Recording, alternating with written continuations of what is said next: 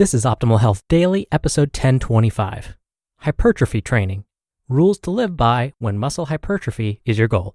Part 1 by Deen of JCDFitness.com. And I'm your narrator, Dr. Neil. Hey, happy Monday and welcome to another edition of Optimal Health Daily, where I read some of the best blogs covering health and fitness, just like an audiobook. And we have 5 shows where we do that, covering a bunch of different topics. Just search for Optimal Living Daily to find them all. Now, today's post is a bit longer than what I typically narrate, so I'll read the first half today and then finish it up for you tomorrow. But for now, let's get right to it as we optimize your life. Hypertrophy Training. Rules to live by when muscle hypertrophy is your goal. Part 1 by Deen of JCDFitness.com. Hypertrophy Training.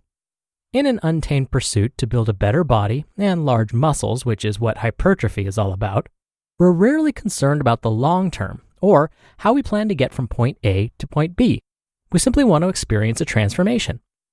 We want maximal muscle growth in minimal time and will do anything to appear how we believe we're supposed to when gazing upon the reflection staring back at us. The pursuit may seem vain to many, but to those who can relate, it goes much deeper. The maximal muscle hypertrophy we desire is often a result of our competitive drive to reach new heights or the unconscious self-doubt, gasp, we impose upon ourselves. Sure, for some, it's pure vanity, and that's fine too. There's nothing wrong with a little textbook narcissism now and again.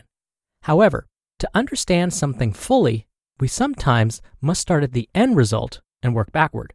Therefore, to better understand hypertrophy training, in this case from an anecdotal standpoint, we're going to look at a few trainees who have made major strides despite slightly different training philosophies and approaches.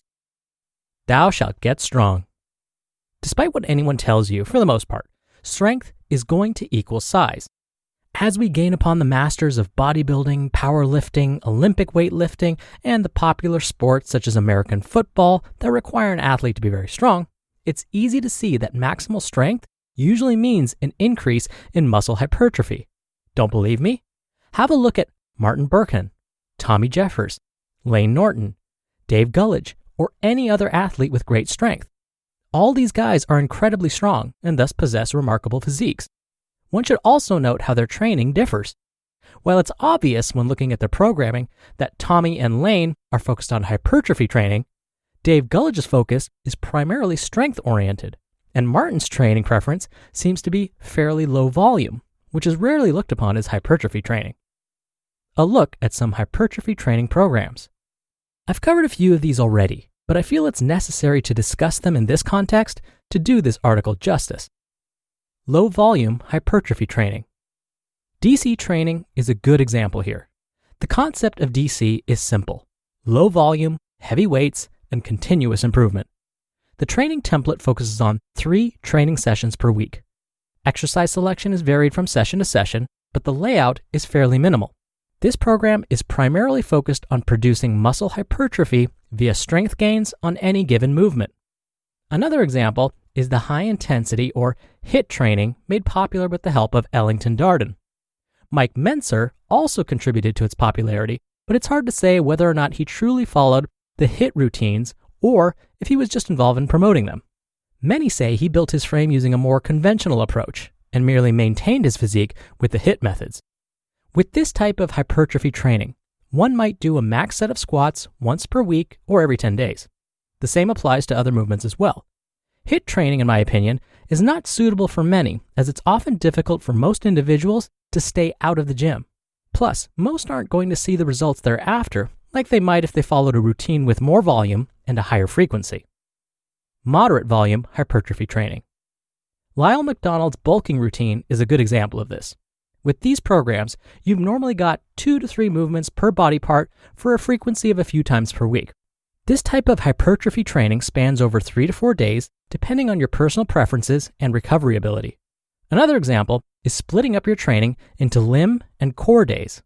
On the limb days, you train legs and arms, and on core days, you train chest, shoulders, and back. I've done this type of training for a long time. You can opt for a 3-day version, set up like the DC template, or the 4-day version in a similar fashion as Lyle's routine. For each muscle group respectively, You pick 2 movements and perform 2 to 4 sets of 3 to 12 reps. The rep range is dependent on how you periodize it. With this type of training, your arms are getting hit directly and indirectly 4 times per week. This is not a problem as long as you keep the training volume moderate and you manage the intensity. When compared to DC or other low-volume training methods, this type of program puts an emphasis on steady progression with each movement with some added volume. Low-frequency, high-volume hypertrophy training. Just about any of the popular 5 to 7 day splits you discovered in your favorite muscle magazine will fall under this category. While this training has its place for a select few individuals, I never recommend it to the average trainee. I've seen and read about too many people doing such routines with little to no results to speak of. Many of the mass monsters can get away with training like this for 2 reasons.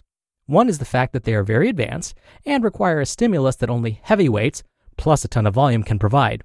And the other reason is that many of them are pharmaceutically assisted. When drugs enter the game, the rules become skewed.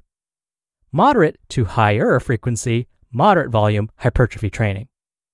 These are training programs that have you in the gym 3 to 6 times per week with varied intensities and volume.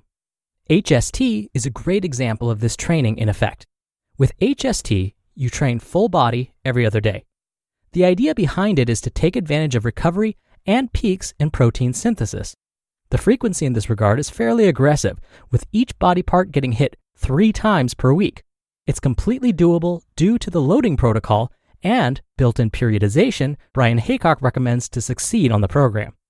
One more way of approaching a higher frequency program is to train 6 times per week in an upper-lower split, or, for more volume, push, pull, and legs.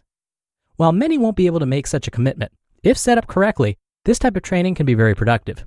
Productive in this sense assumes that the individual knows and understands how to moderate their intensity and volume in a sensible and practical manner. Rest-pause hypertrophy training. While DC training is a form of rest-pause training, it's not the only way of getting the hypertrophy training effect.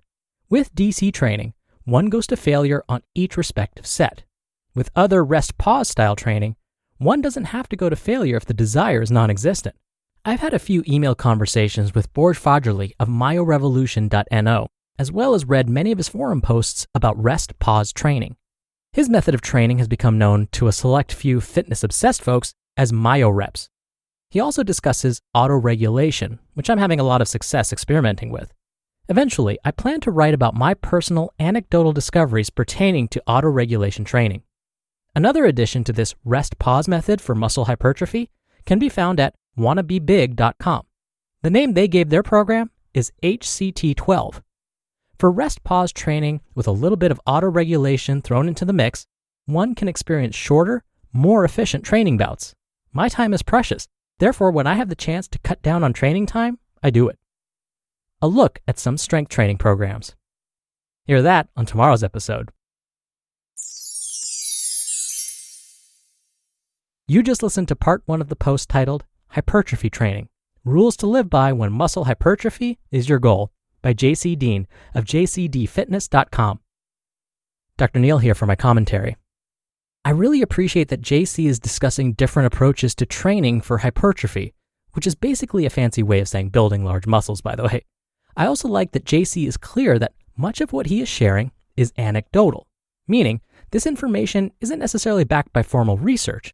Instead, it's based on experience. I've shared my experiences with strength training many times before, like when I talk about how I just couldn't get my shoulder muscles to grow as quickly as some of my other muscles. This led to some unnamed family members telling me that my shoulders look small and out of proportion to the rest of my body. Or when I was told by some unnamed family members that my chest looks exactly the same as it did 7 years ago, even though I had spent a lot of time training my chest in what I thought a very difficult high-volume way. Anywho, part of the reason this may have happened was because of the way I was training. I was following the low-frequency, high-volume hypertrophy style of training that JC mentioned. He said that he has seen too many people using this routine with little to no results to speak of. Well, he could add me to that list. In my younger days, I would read those very same muscle magazines and follow many of their workouts, hoping to look as big as the guys in the photos. But it never seemed to happen. Eventually, I woke up and tried different training methods. I can't say that I instantly found the one that worked for me, That's because it took me another 5, 6, 7 years of experimenting and consistency to find what did work for me. And even then, once you have found that routine that seems to be giving you the results you were after, at some point you're going to plateau. So you're going to need to mix things up again to continue stimulating muscle growth. But we'll discuss that more tomorrow. So that'll do it for today. Thank you so much for listening today and every day. I'll be back here tomorrow to finish up this post, so I'll see you there where your optimal life awaits.